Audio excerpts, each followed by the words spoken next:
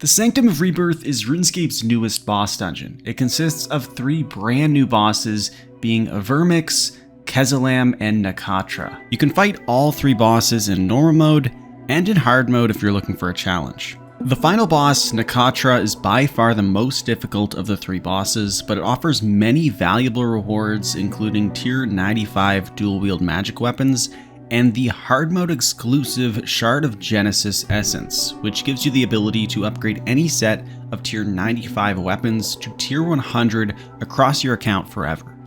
Although you need to defeat Vermyx and Kezalam before reaching the final boss, Nakatra, in this guide we will be exclusively looking at Nakatra and how to defeat her in hard mode. I will have a full hard mode guide coming out soon for the entire Sanctum of Rebirth, so if you are looking for help with those first 2 bosses, check the description for the link to that video once it's complete. Now it's time to learn hard mode Nakatra.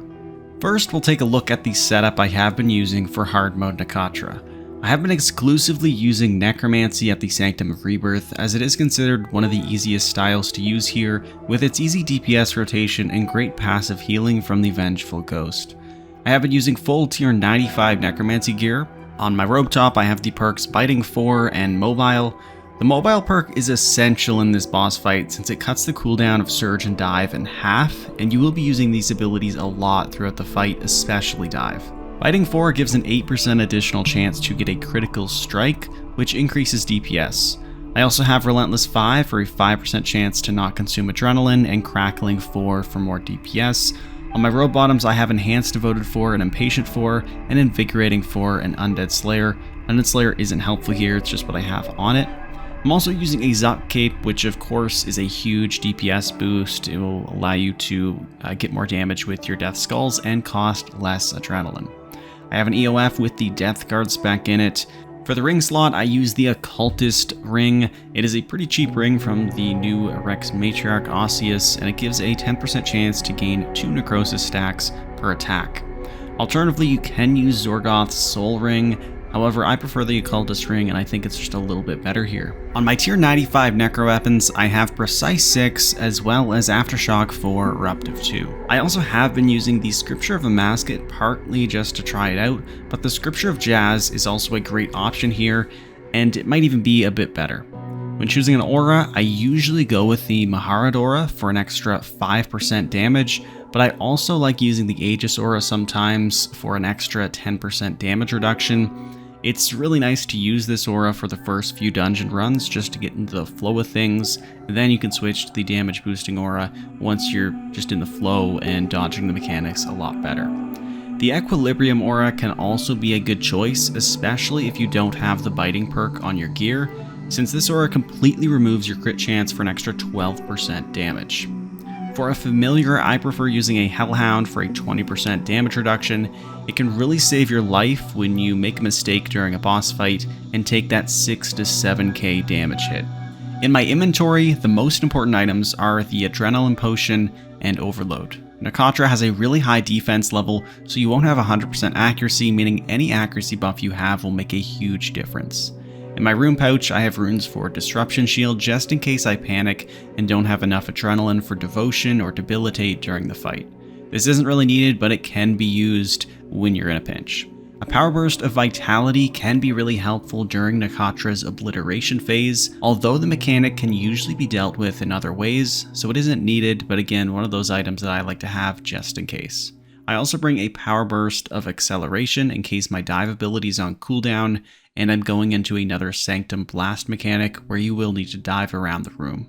I then also bring Vuln Bombs for the extra DPS. The rest of my inventory is just common bossing items like Enhanced Excalibur, Super Restores, Ceridoma Bruise, and food for healing. I bring the Hellhound Scrolls to heal the Hellhound if needed, and a Luck of the Dwarves for a slight increase in drop chance on the uniques to switch into at the end of the kill. Now let's take a look at the boss fight.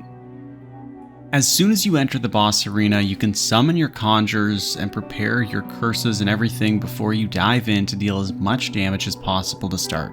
I like to start with Split Soul and Death Skulls along with my tier 90 and tier 95 spec. When diving into the arena, I highly recommend standing at one of these 4 locations, preferably on the gold tile, since this will help you deal with the Soulfire mechanics throughout the fight that we will get to. After Nakatra does her first 3 auto attacks, you will have to deal with the first mechanic, being the Soulfire Waves. You will see horizontal bars appear on the arena where Soulfire Waves will spawn. If you are hit by any of these Soulfire Waves, you will be damaged for 6,000 or 7,000. You can simply dodge it if you are standing on the gold tile as shown, just by walking back 1 tile. As the Soul Wave passes, you can walk forward. You will see this mechanic many times throughout the fight, and it won't always work perfectly like this, but this is the easiest way to deal with it. You'll notice that at the same time, Nakatra starts attacking with range, so it's now a good time to switch to protect ranged, and you want to build up at least 50% adrenaline at this point, because once she does 3 ranged auto attacks, she will use her Obliteration mechanic. When you see this dialogue above her head, switch to Pray Mage and use Devotion. If Devotion is on cooldown, which it will be later in the fight, you'll want to use Protect Magic, and then use something like Debilitate or Reflect. You can also use Resonance or Divert and a Power Burst of Vitality as another option as well. Nakatra will repeat this mechanic throughout the fight, usually before your Devotion is off cooldown, so you won't always be able to use Devotion. You'll need to be comfortable using at least 2 of these methods. Once I'm prepared to take the Obliteration mechanic by using Devotion or Debilitate or Reflect, I start anticipating the next mechanic, which is going to be a Sanctum Burst mechanic. This mechanic is telegraphed beforehand by looking at the hieroglyph in the western side. This is going to be the first burst mechanic that's going to happen. You can see that the 2 safe squares are highlighted in green. You can think about it like the glyph topples over onto the arena, where the 2 green locations on the glyph are the 2 safe spots. This isn't something everyone tries to do and anticipate. Some people just react based on what tiles they see come up. But there are some points in the fight, like when you are using Devotion on the Obliteration hit, where you can take the time and look up at the glyph to know what's coming next. There are 3 different glyphs located throughout the arena. The left side, or the western side, is the first glyph that will become active on the Sanctum Blast phase, followed by the right, or the eastern glyph, and then finally the north glyph is active only in the final phase, where you'll get 3 different sets of the Sanctum Blasts. Since I looked up to the hieroglyph, I know that this tile will be safe when that mechanic happens, but first you will get a Soulfire Wave again. Just dodge it like so. At this point, you need to get to 960,000 health remaining to reach the next phase. If not, you will get Scarab Spawn, which you can see they did in the north. You will want to go kill them, starting with the Volatile Scarab in the back. To do that, you just stun them. So for Necromancy, that's Soul Strike. The Healing Scarab, which runs to the middle, you do have time to kill that, but again, just stun it and kill it, otherwise it will heal 30,000 health. At this point, you will get the Hieroglyphs when you do phase, and then you will get the Obliteration just like before. You will have Devotion on cooldown, so as you saw, I used Reflect, and I didn't take that much damage. From here on out in the fight, whenever the Obliteration mechanic happens, you will be getting the Sanctum Blast mechanic thereafter. So taking a quick peek up at the western glyph, you can see that it is the Scarab, and it shows all the safe spots, which I quickly run to. I then tilt my camera to see where the next ones are coming. I notice I am in a safe spot, so I can just stand here and deal some damage. These mechanics then repeat over and over again until you can get Nakatra down to 480,000 health, entering the final phase of the boss fight. Once Nakatra is down to 480,000 life points, she will spawn 2 Soul Devourers. You need to kill both of these to reach the next phase. Now, the Soul Devourers, they do have 90,000 health, and if you don't kill them fast enough, they will be healed for a massive amount, so you'll actually want to use some of your high damaging abilities to finish these off.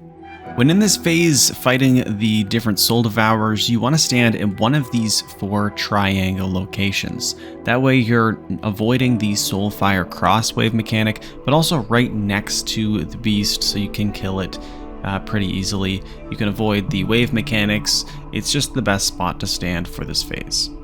I recommend using Protect from Melee when you're up close against these because they do hit pretty hard and they can actually turn your prayer off, so you will have to make sure that you just turn it back on when you do notice that. Throughout this phase, you'll have to dodge a lot of different Soulfire Waves as well. That's why I recommend standing in the very specific spot that I am located in. You're avoided from the Crossfire Soulfire Wave, which is that mechanic right there. And then the horizontal waves, they're fairly easy to dodge, so you can kill the Soul Devourer fairly easily. Throughout this entire phase, Nakatra has been immune. You do have a split second to deal some damage as she is bringing in the souls around her, so as soon as you kill that last Soul Devourer, I recommend using a high damaging ability right away to get her when she is vulnerable.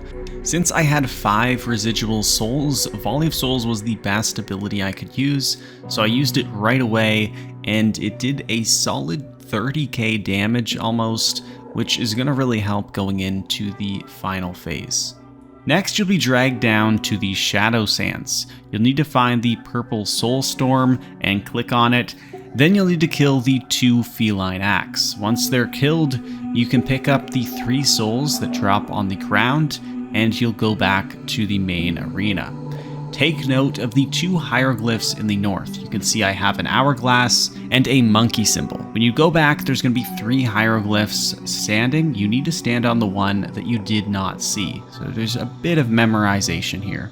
As soon as you're standing on the right hieroglyph, start dealing as much damage you can. I highly recommend using Split Soul, Volley of Souls, Death Skulls, everything you have. You will need to use Devotion pretty soon, so you will want to have at least 50% Adrenaline or 15% if you have the Limitless ability. The next mechanic is the Sanctum Shockwave. There are a few different ways you can deal with this. This first method, you just run away and then escape when you see the first square close. The second time I use Dive because I don't have double escape.